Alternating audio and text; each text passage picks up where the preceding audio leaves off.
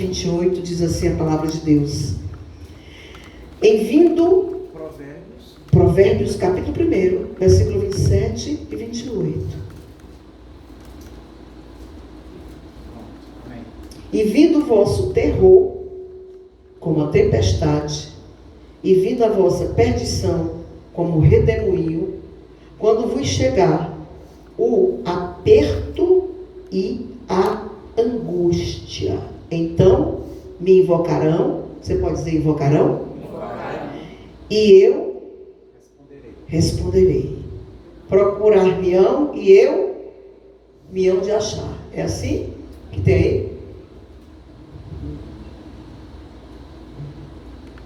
É o contrário. Me procurarão e eu não responderei. Preste bem atenção. É outra tradução aí? E quando vos chegar o aperto na angústia, então me invocarão, mas eu não responderei. Procurar-me-ão, porém eu não me acharão. Aí em Jó 23, versículo 8 e 9 diz assim: eis que se me adianto, ali não está. Se tornar para trás, não percebo. Se operar à esquerda, não vejo. Esconder-se à direita e não o diviso. Senhor, nós vamos ter uma resposta que vem de Ti, para entendermos e compreendermos que Tu és um Deus que opera maravilhas e que é o nosso socorro presente. Mas que em determinados momentos da nossa vida nós não entendemos e muitas vezes, Senhor, nós Te questionamos, porque muitas coisas que esperamos que sejam realizadas, mas não são. E a gente acha que Te procura e não Te acha, Te busca, mas não Te encontra. Mas na realidade Tu estás exatamente no lugar aonde nós aprendemos a Te colocar. E a pergunta de hoje é exatamente essa, que você venha meditar, mesmo que você entre em conflito com você mesmo. Aonde está Deus quando mais precisamos dele? Diga aí para o seu irmão: Deus está onde você coloca. Eita, Deus, é mistério, viu? Podemos sentar, fica ligado, porque está aqui um aperto, uma esfera, do céu até aqui, do trono até aqui, daqui até o trono, e tem uma escada aqui subindo e descendo o anjo com ordem dos céus, para que possa pelejar por ti e por mim. Faz muitos anos que eu não falo sobre esta palavra.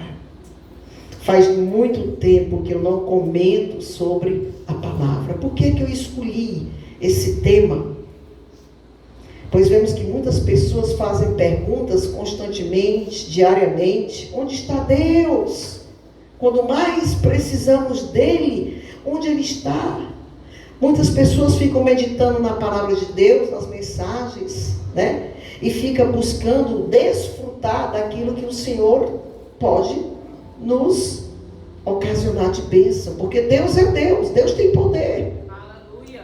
Deus é maravilhoso, Deus é o príncipe da paz, que deu a sua vida por nós e pode reverter o quadro da tua vida e da minha vida.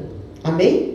Então, quando nós vivemos tempestades, quando nós vivemos dificuldades, quando nós vivemos experiências difíceis, experiências amargas, né? O homem, ele às vezes é terrível quando a gente tem a sensação, quando a gente está passando por uma dificuldade e a gente tem a sensação de que estamos só. É terrível quando a gente se sente sozinho, quando ninguém nos ajuda, quando a provação, a adversidade mexe com as nossas esperanças, com a nossa fé. É terrível quando a gente se sente desta forma. Mas nós temos exemplo aqui, tem vários exemplos na palavra de Deus que nós podemos aqui tirar, mas que nós podemos entender, glória a Deus, que tem 3 personagens aqui que eu escolhi, para que a gente venha entender o que eles passaram, o que eles viveram, as dificuldades, mas como foi que eles lidaram com as suas dificuldades e aonde era que estava a fé de cada um. Glória a Deus. Vamos falar de Jó. Jó é um exemplo, um personagem de maior prova que se existe de sofrimento e fidelidade a Deus.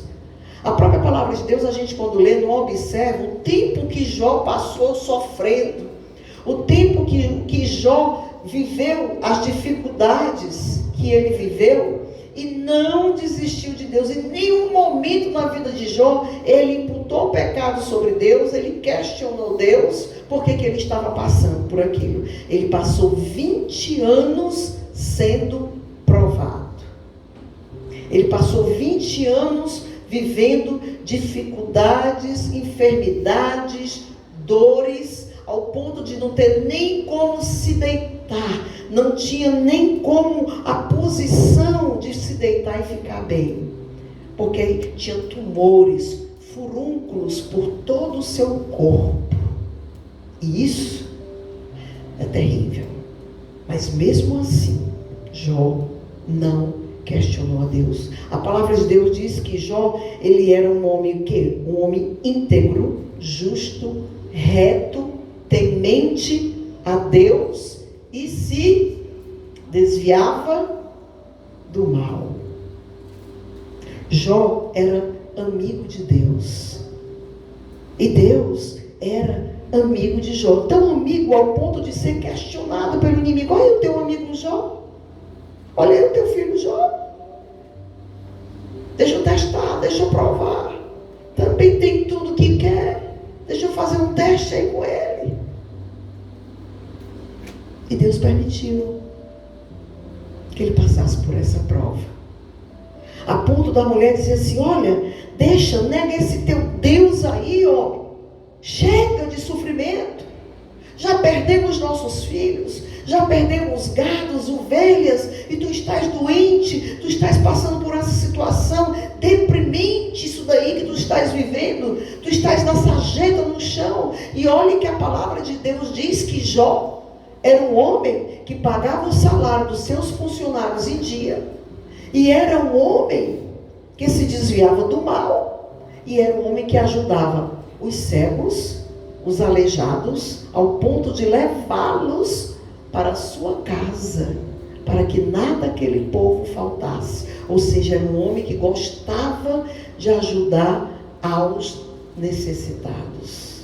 Era um homem que fazia caridade. Era um homem que supria a necessidade das pessoas. Então assim, as pessoas podem até questionar, como os próprios amigos de Jó questionaram: aonde tu pecou? Aonde tu errou? Para que tu possa estar passando por essa situação tão difícil. A própria mulher mandar ele negar a Deus. O homem, nega este Deus aí e morre.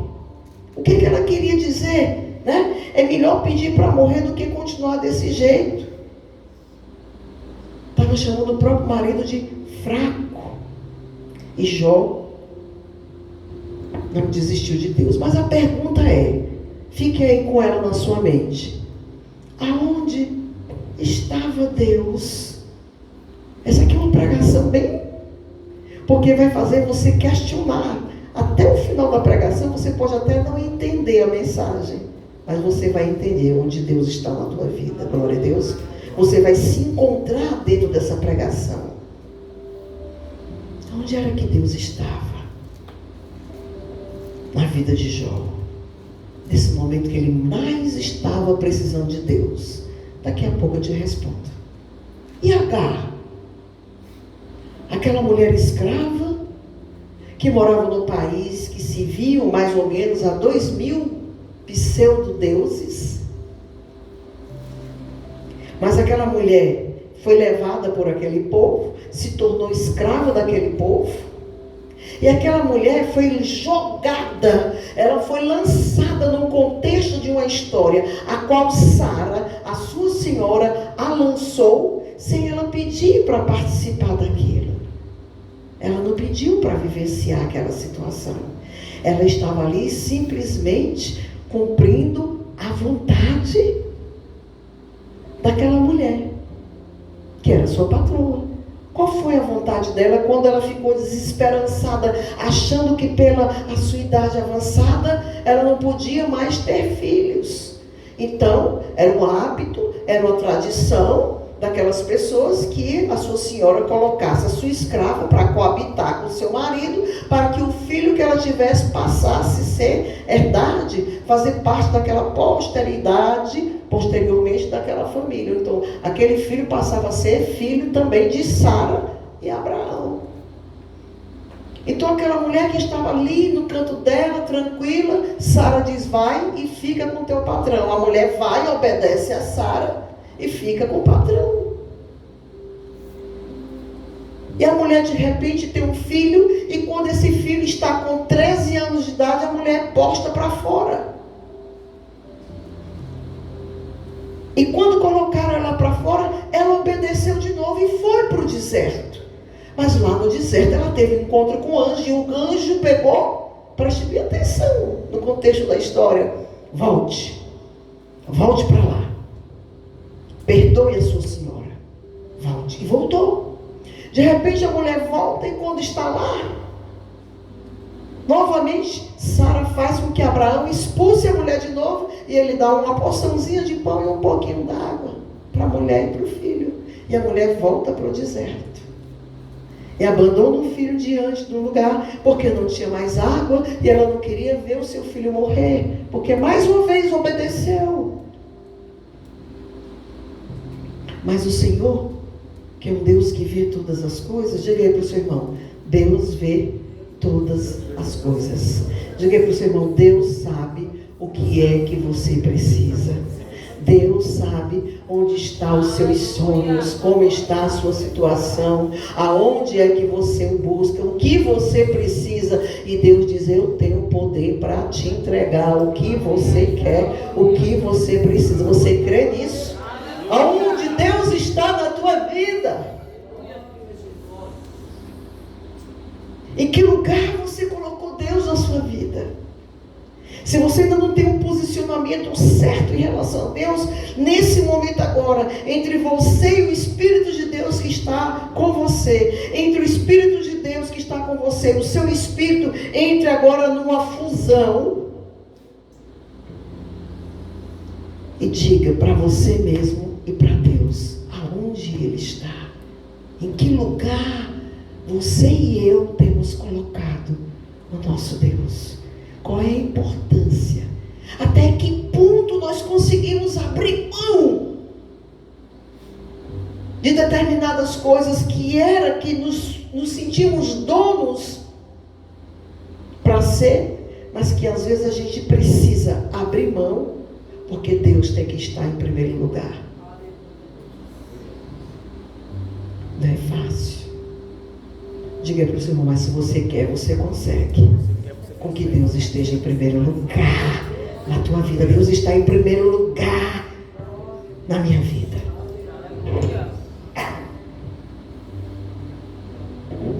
Desculpa aí, gente. Eu tenho que tomar meu chazinho aqui para... Já. Onde era que Deus estava na vida de Agar? Quando ela foi expulsa 2 vezes de casa. Quando ela botou o filho ali para não ver o filho morrer cego de perto. Onde era que Deus estava? E Mefibosete, uma criança de 5 anos. Uma criança de 5 anos.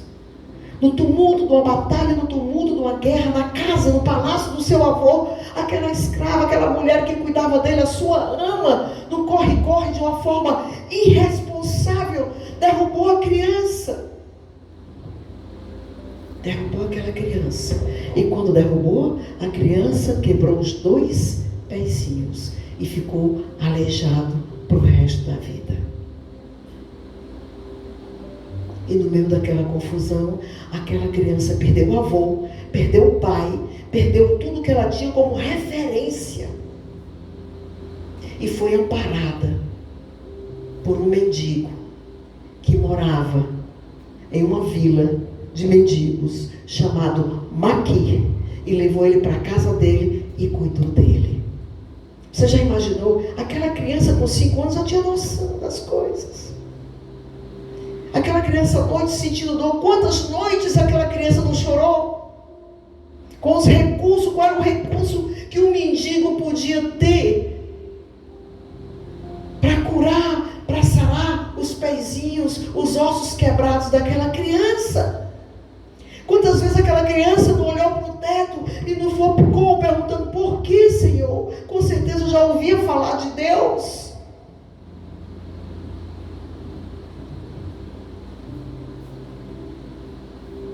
E a pergunta é: onde Deus estava na vida daquela criança?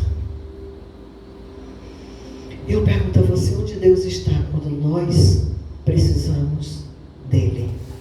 A resposta é muito fácil. Muito fácil. Por exemplo, quando a gente vai sair, tem algumas casas que tem até um porta-chave, né? Para saber onde é que coloca a chave do carro, da moto, né? Quando a gente vai sair, a gente sabe onde é que está a nossa carteira, com os documentos, com o dinheiro também, não sabe? Porque sem isso a gente não pode sair.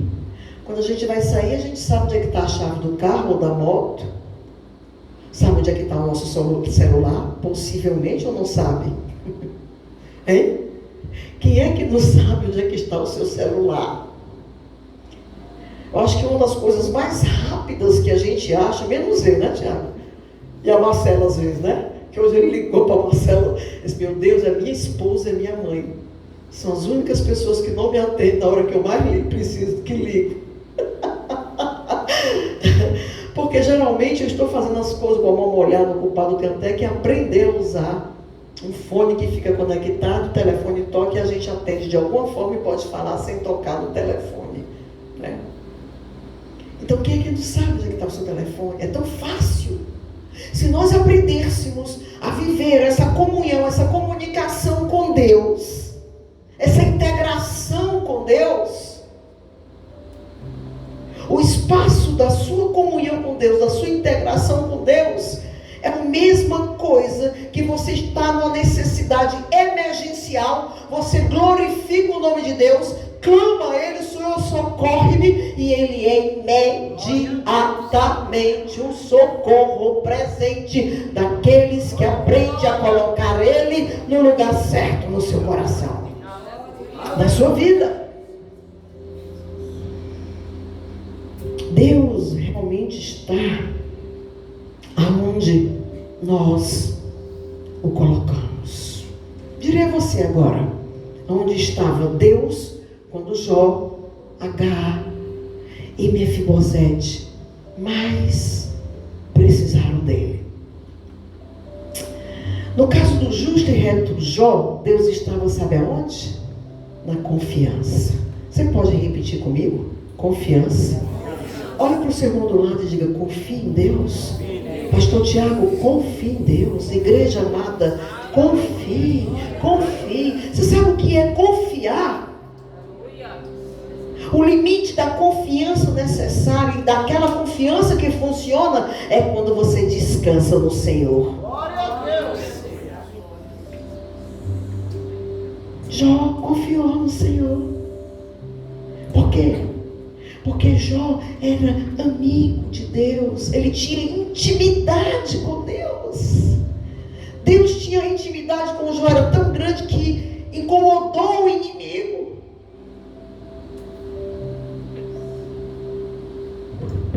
E foi na confiança que Jó esperou em Deus. Ele não atribuiu culpa nenhuma a Deus. Ele esperou do Senhor e sabia que Deus era o seu socorro presente. Diga para o seu irmão: Deus é o teu socorro presente na tua vida.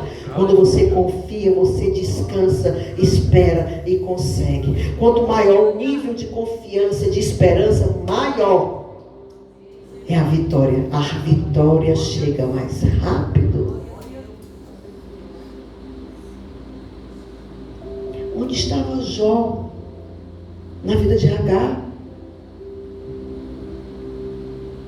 Aquela mulher que se via na terra dela 2000 deuses, mas resolveu respeitar o Deus de Abraão. Aquela mulher tinha um comportamento muito mais idôneo e respeitável do que qualquer outra pessoa ali. Porque a mulher que obedeceu às ordens e cumpriu a vontade dos seus senhores era uma mulher disciplinada. Era uma mulher de Deus. Deus estava na obediência de Agar. Quando ela fez o que a sua senhora mandou, sem ter pedido para passar por aquilo, e que ela foi para o deserto, voltou que o anjo mandou, e foi de novo para o deserto, porque o seu Senhor deu água e pão minguadamente para ela, mas ela foi. E quando ela deixou o filho ali, Deus honrou aquela mulher, porque aquela mulher obedecia a Deus, e Deus abençoou ela e o seu filho, que foi um grande flecheiro, e também se tornou uma boa e grande nação. Deus abençoou aquela mulher. Diz aí para o seu irmão: obedeça, e Deus vai honrar. Você crê? Receba. Eu vejo aqui uma reverberação de poder entre o trono e este lugar. Há uma ligação tão grande de Deus entre este lugar e o trono de Deus, que é uma coisa tremenda. É imenso. A sensação que a gente está aqui é uma coisa maravilhosa, que não dá para se explicar. A presença, a comunhão, a intimidade, né? O que a gente sente aqui é uma coisa tremenda, é maravilhoso demais. Eu louvo a Deus por isso. Que nunca falte essa comunicação neste lugar, que nunca falte este poder neste lugar, que não haja inchaço neste lugar, mas que Deus preserve e chame mais ainda aqueles que são, aleluia, aleluia, obediente, que tenham intimidade com Deus, que tenham confiança com Deus. E aquela criança, Mefibosete, eu acredito que ele ficava pensando no conforto que ele tinha lá no palácio do pai. Uma criança de 5 anos já sabe de tudo. Aquela criança ia se deitar e olhar para o teto. Eu acredito que ele já agradecia a Deus por alguém ter o acolhido. O acolhimento na hora certa, no momento certo, é muito importante. Aquela criança, sabe onde era que Deus estava na vida dela? Na esperança. Diga para o seu irmão: esperança é essencial. É esperança. Você pode repetir: esperança? Não diga de forma evasiva, diga com fé. A esperança. A esperança está acoplada à fé. É uma junção. Às vezes nos meus poemas eu uso a esperança e a fé, e eu atribuo como um verde clorofila, porque a simbologia da esperança é o tom do verde. Entendeu? A esperança. Aquela criança olhava assim e acreditava. Olha, igreja, se você ler a história daquela criança, eu vejo assim, sabe? Quando Davi descobriu que existia aquela criança, diz a palavra de Deus que ele mandou uma carruagem buscar aquela criança.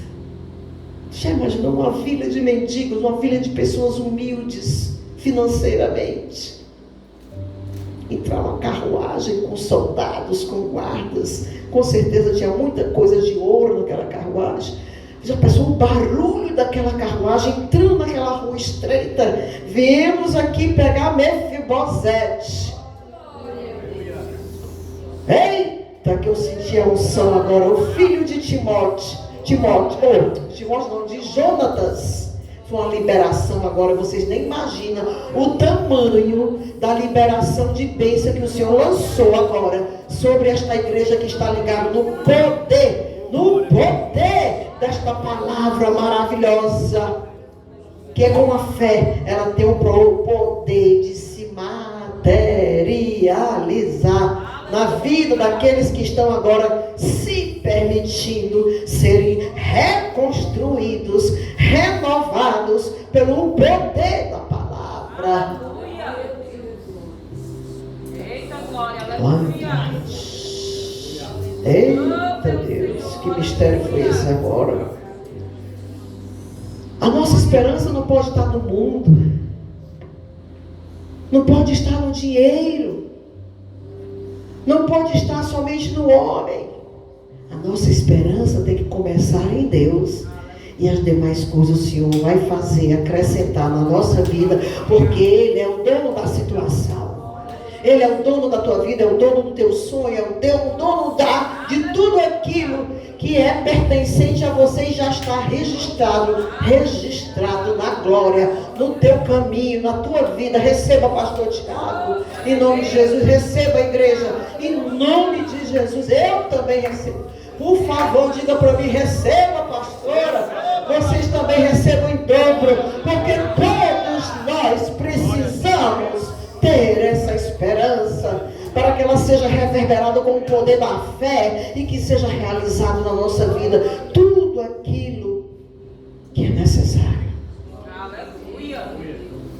Só tem uma coisa para encerrar: aprenda a colocar Deus em primeiro lugar. E agradeço a Deus porque Ele segura na mão e só traz as pessoas que Ele queria que estivesse aqui com Ele esta noite.